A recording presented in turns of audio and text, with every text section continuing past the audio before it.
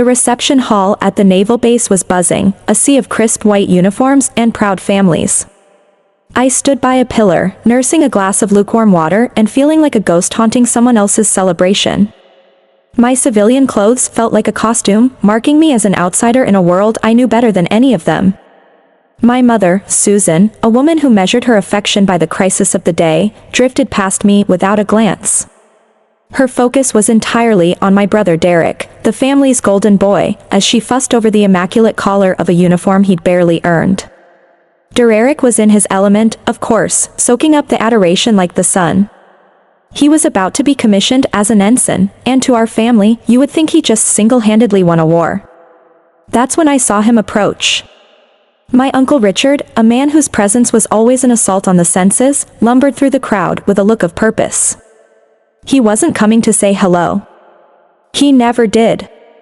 He was on a mission to remind me of my place, to make sure I knew I was trespassing on Derek's big day. He stopped beside my father, Mark, a man who consistently chose silence over supporting me. Leaning in with a theatrical whisper that carried across the room, Richard gestured vaguely in my direction. "Mark, what is she even doing here?" He boomed. "She's not even on the invitation." My father shifted, his gaze sliding away from me as my uncle delivered the final blow, his voice dripping with disdain. He looked right at me then. A glint of satisfaction in his eyes. "She's just a disgrace to this family." A wave of snickers rippled through the nearby cluster of aunts and cousins.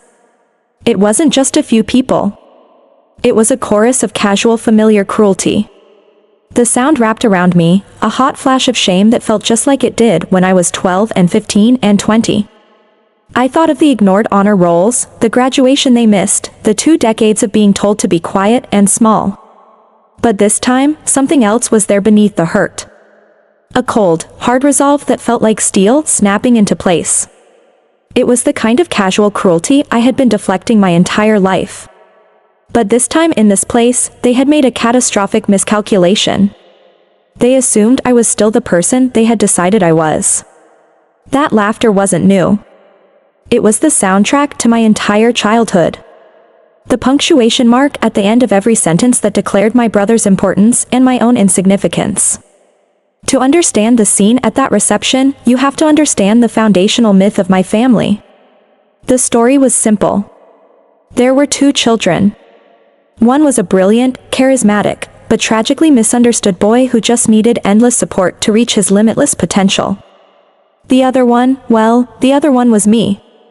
My brother Derek was the sun my family orbited around, and my parents Mark and Susan were the loyal planets, pouring all their light and resources into him, ensuring his path was always clear, no matter the cost to anyone else. The most vivid chapter in that mythology was written when Derek was 20. I remember the late-night phone call, the specific pitch of my mother's panic, a tone reserved exclusively for Derek's disasters. He had wrapped his car around a telephone pole, earning himself a DUI and a trip to the local precinct. What followed was a master class in enabling. My parents spoke in frantic hush tones for weeks, draining their savings account to hire the best lawyer in the city. The story they spun for friends and relatives was that their brilliant boy had simply fallen in with a bad crowd, an unfortunate blip on an otherwise stellar trajectory. It was never his fault. It was always an external force acting upon him. I watched all this from the sidelines, keeping a silent internal ledger. Every $1,000 that went to the lawyer was another entry. I saw the down payment for that lawyer, and in it I saw the ghost of the braces I was told we couldn't afford. I saw the court fees, and I saw the reliable used car I was told to save up for myself. The legal battle was a black hole for their finances and their logic. They mortgaged their peace of mind to protect Derek from a single meaningful consequence, all while telling me to be more responsible, more resourceful, more independent. They didn't just pay for a lawyer, they paid to keep their perfect story of their golden boy alive. And the punchline to this expensive joke. After the lawyer worked his magic and got the charges reduced to a slap on the wrist, my parents decided Derek needed a fresh start. They were worried the whole ordeal had damaged his spirit. So, they bought him a new car. Not a beater, but a brand new sedan, shiny and blue. I remember standing at the kitchen window, watching him grin as he took the keys. He hadn't learned a lesson. He had learned that failure was just a stepping stone to a bigger reward. A confirmation that no matter how badly he messed up, he would always land on his feet, or more accurately, in a brand new driver's seat paid for by someone else. Just 6 months later, my big news arrived. It was a thick, heavy envelope from the United States Naval Academy. I received a nomination. My hands shook as I read the letter. It felt like the world was cracking open, showing me a future I could build for myself, far away from the gravitational pull of my family's dysfunction. It was the proudest moment of my life, a validation of years of quiet, thankless work. I ran to the phone, my heart pounding with excitement, needing to share this incredible news with the 2 people I still naively believed would be proud of me. I can still hear the phone call perfectly. I told my mom the news and there was a pause. "Oh, that's nice, dear," she said, her voice distant and distracted. I could hear Derek in the background complaining about a class he was failing. My monumental achievement, my life-changing news, was just a brief interruption in the ongoing 24/7 broadcast of The Derek Show. My mother then quickly added, "Listen, honey, I have to go. Your brother needs help with his tuition paperwork." The call ended, and I stood there in silence. The heavy weight of that thick envelope suddenly feeling like nothing at all. The final entry in this year's ledger came months later. Induction Day was approaching. A huge ceremony where new midshipmen were sworn in. A day filled with families beaming with pride. When I asked my parents if they were coming, my dad cleared his throat and gave me the familiar line. "You know, Helen, money is just it's really tight right now," he'd said with a pained expression that was meant to elicit my sympathy. Tight. I knew exactly why it was tight. It was tight because they'd funneled it all into the Derek Damage Control Fund. So, I went alone. I stood on that field surrounded by the joyful noise of other families and swore my oath in a pocket of profound echoing silence. That was the false narrative they lived by. Derek's constant neediness was mistaken for ambition. His dependency was seen as a sign of his great potential that required their investment. My independence, the very trait they forced upon me, was interpreted as coldness, as proof that I didn't want or need them. They couldn't face the truth that they had a capable daughter and a reckless son, because that would make their choices look like blatant favoritism. So, they had to believe I was the distant one, the one who didn't care about family. They had no idea what my job was, what my rank was, what my life entailed. In their minds, I was probably filing papers in some drab, forgotten government office. They needed me to be small. Standing there in that reception hall, I finally understood. They didn't just overlook me. They needed me to be small so Derek could feel big. And that's when I stopped hoping they'd see me and decided to let them see my rank instead. I walked away from their laughter, the sound fading behind me as I pushed through the door into the sterile quiet of an empty restroom. I braced my hands on the cool porcelain sink and looked up at my reflection in the mirror. I was half expecting to see the flushed, tear-streaked face of a wounded teenager. The girl who used to cry in her room after every casual dismissal, but the woman looking back at me was a stranger to that girl. Her eyes were clear, her jaw was set, and her expression was one of absolute chilling calm. The hurt was gone. It had been burned away, leaving behind something harder, something more useful. Resolve. The final gear had clicked into place. The whole ridiculous situation had started with an invitation that wasn't one. A week ago, my phone buzzed with a text from my mother. It read, "Derek's commissioning is next Friday. It would be nice if you made an effort for your brother for once." No details, no warmth, just the standard serving of guilt wrapped in a passive-aggressive command.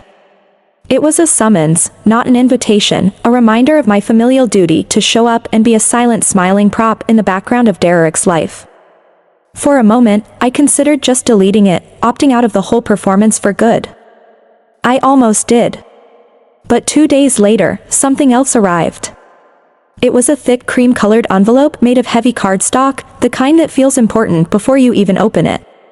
In the top left corner was the embossed gold seal of the United States Navy. This wasn't from my mother.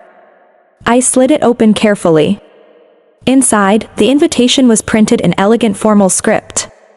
It requested the pleasure of my company at the commissioning ceremony. It was addressed not to Helen, but to Rear Admiral Helen Vance, and it cordially invited me to join the other distinguished guests on the official review stand.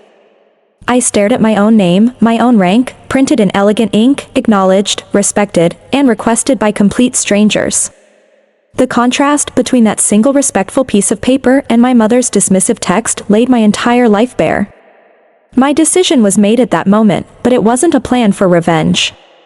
Revenge is beneath the dignity of the rank. No, my plan was far simpler and far more devastating. I would simply follow protocol. I would honor the official invitation I had received. There would be no yelling, no confrontation, no dramatic airing of grievances. I would just show up. I would attend the ceremony as the person the United States Navy recognized me to be, and I would let the truth of that reality do all the work for me. The most powerful receipt I had wasn't a piece of paper. It was the life I had built, symbolized by the uniform I had earned. Before I left my hotel that afternoon, I stood before the garment bag hanging on the back of the door. Inside were my dress whites, perfectly pressed, the star on each shoulder board gleaming, the rows of ribbons a quiet testament to a career they knew nothing about. I made a conscious choice to wear civilian clothes to the reception. I decided to give them one last chance. I would walk in as just Helen, their daughter, their sister. I would give them one final opportunity to see me without the rank, without the uniform. I would let them prove me wrong. They didn't just fail the test. They set it on fire with mockery and laughter. I took a deep breath, pushing away from the sink. The reflection in the mirror gave a slow, deliberate nod. The test was over. The data was collected. The conclusion was clear. I left the bathroom and headed to my car. The reception was over. The ceremony was about to begin. I had the uniform. I had the invitation. And my family had an appointment with a reality they couldn't ignore. The short walk from my car to the parade ground felt like crossing a border into another country. In the sterile quiet of my vehicle, I had shed the drab civilian clothes, the uniform of the invisible daughter, and replaced them with the crisp, immaculate dress whites of a Rear Admiral in the United States Navy. The starched fabric felt like armor, the weight of the ribbons on my chest, a familiar comfort. Each one was a story, a deployment, a sacrifice my family knew nothing about. As I emerged into the bright, salty air, the world seemed to shift on its axis. People noticed me now. Young sailors and officers instinctively straightened their posture as I passed, offering a quiet ma'am or a crisp salute, which I returned with a nod. This was my world, my reality, the one I had built for myself, one grueling day at a time. I made my way toward the stands, a sea of civilian families buzzing with anticipation. I could feel their eyes on me, drawn by the stark white of the uniform and the silent authority of the rank. And then I saw them. My family. They were huddled together in the general seating area, looking smug and self-important. My Uncle Richard was in the middle of some loud, obnoxious story, gesturing wildly. My mother was beaming at Derek, who was standing in formation on the field below. They were a perfect little island of self-congratulation. For a moment, none of them saw me. The moment my mother's eyes finally swept over the crowd and landed on me, her smile froze. And then evaporated. One by one, they turned. My uncle's mouth hung open mid-sentence. My father's face went from confusion to a dark gathering fury. I saw him start to rise from his seat, his expression thunderous, ready to march over and demand to know what kind of costume I was wearing, what kind of scene I was trying to make at his son's event. But then he stopped. His eyes fell to the gleaming star on my shoulder boards, then to the rows of colored ribbons on my chest. He didn't understand what they meant, not specifically, but he understood power when he saw it. The anger in his face collapsed into pure slack-jawed bewilderment. I gave them nothing. No smile, no smirk, no acknowledgement. I simply turned and made my way to the reserved VIP section, taking an unassuming seat in the very back row. The ceremony began with all the requisite pomp and circumstance. The Navy band played, the colors were presented, and a crisp, salty breeze rolled in off the water. I sat perfectly still, a silent observer. This wasn't a performance for me. It was my profession. I listened as the base commander gave his opening remarks, his voice echoing over the loudspeakers. He then introduced the guest of honor, a decorated Major General from the U.S. Army, a man with a stern face and an easy confidence that spoke of decades of command. He was there to deliver the commissioning address to impart some wisdom on the new generation of officers that included my brother. My family's world felt a million miles away. The general's speech was powerful, a dissertation on leadership, sacrifice, and duty. As he wound down, his gaze swept across the crowd, across the families, across the newly commissioned ensigns, and finally across the VIP section where I sat. For a fleeting second, his eyes met mine. He paused. It was almost imperceptible, but I saw it. A flicker of surprise, a slight widening of his eyes followed by a sudden razor-sharp focus. His entire posture shifted, becoming even more formal, more alert. He returned to the microphone, clearing his throat. The speech was over, but he wasn't finished. "Ladies and gentlemen, please forgive the interruption." The general's voice boomed across the now silent parade ground. I was not aware we would be graced by the presence of a fellow flag officer.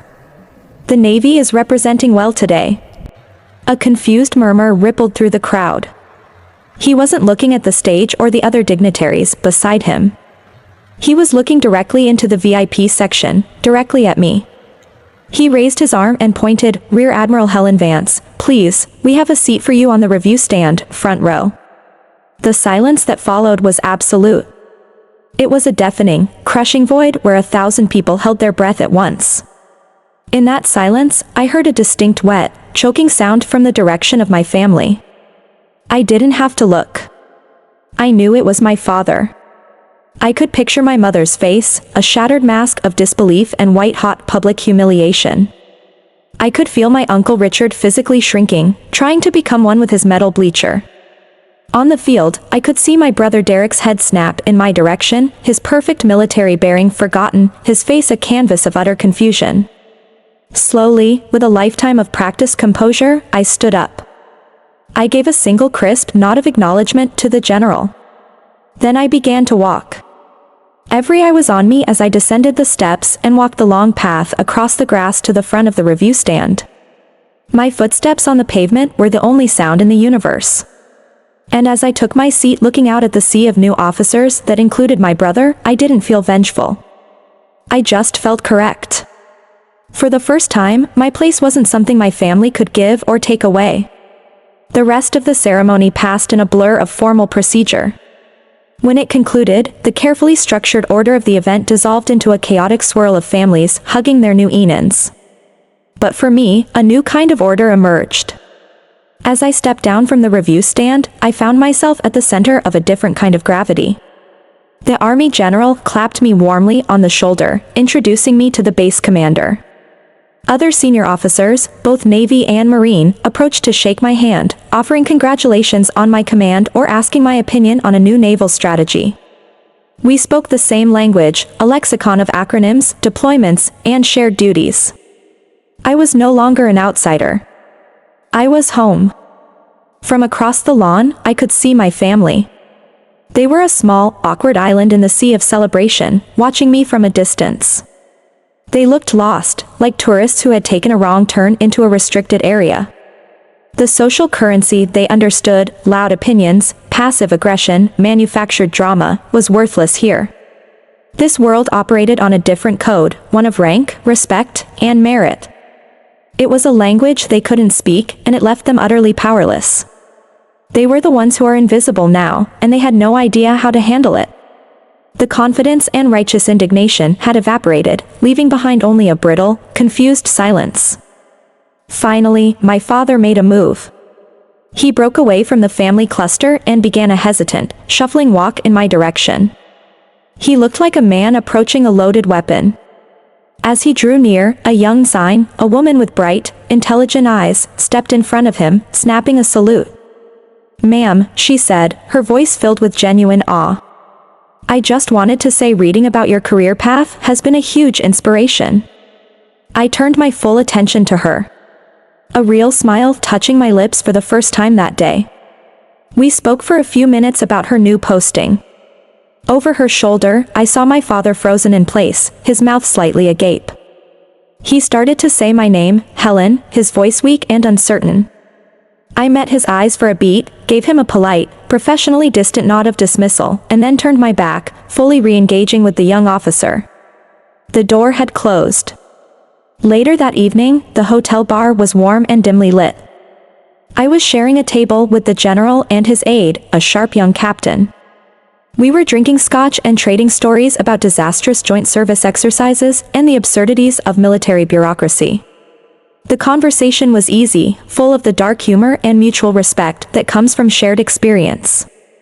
It was in this moment, surrounded by peers, by my real tribe, that my phone, which I placed face down on the table, began to vibrate. It buzzed once, then twice, then again, and again, a frantic, desperate series of tremors from a world I was ready to leave behind. With a sigh, I picked it up. The screen was a cascading list of notifications from my family. The first was from my mother. Her text wasn't an apology, but an accusation. Why didn't you ever tell us you were an admiral? Your father is so embarrassed. You made a scene, Helen.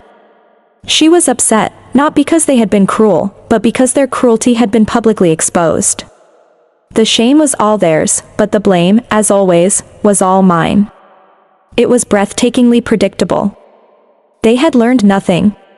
The next message was from Derek. His was even more transparent. A masterpiece of shameless opportunism. Holy crap. Is that for real? An admiral? That's insane. Hey, listen. Since you are, could you help me get a good first posting? Maybe somewhere in Hawaii or San Diego. There was no pride, no curiosity about the 2 decades of work it took to get there. There was only the immediate instinctive question. What can you do for me? He was and always would be my brother. Finally, a message from my father. We need to talk. Your mother is very upset. You owe her an explanation. The same old assertion of parental authority. The same demand that I manage their emotions, their comfort, their narrative. It was the last entry in the long exhaustive ledger of their failures. I read the 3 messages one more time. A final confirmation of a truth I had known my whole life. They would never change. They couldn't. Their entire world was built on the foundation of my smallness, and I had just demolished foundation. I held my thumb over my mother's contact, pressed block, and did the same for my father, and then for my brother. Then I powered the phone off completely. The general looked over, noticing the silence. Everything all right, Admiral? He asked with genuine concern. I took a sip of my scotch, the warmth spreading through my chest, chasing away the last of the chill. Everything is perfect, General, I said, rejoining the conversation. And it was. My new life wasn't something that started the next day. It had been there all along. It was in the high-stakes responsibility of leading a strategic briefing at the Pentagon. It was in the quiet satisfaction of mentoring a young lieutenant, seeing the same fire in her eyes that I once had in mine. It was in the peaceful solitude of standing on the bridge of a warship at dawn, watching the endless gray expanse of the ocean, feeling completely and utterly at home in my own skin. I heard months later through a distant family grapevine that Derek was struggling. He was chafing under the rigid discipline of the Navy, discovering that his charm was useless against a chain of command that valued results over excuses. I also heard that my parents had started telling anyone who would listen that mother or daughter was a highly decorated admiral, shamelessly attempting to bask in the glow of a sun they had spent her entire life trying to extinguish. I felt nothing when I heard it. It was just noise from a distant shore. I spent half my life waiting for my family to see me. But the truth is, I was never invisible. I was just looking at the wrong people. If you've ever had to build your own fleet and become your own admiral, drop an anchor in the comments below. Your crew is here.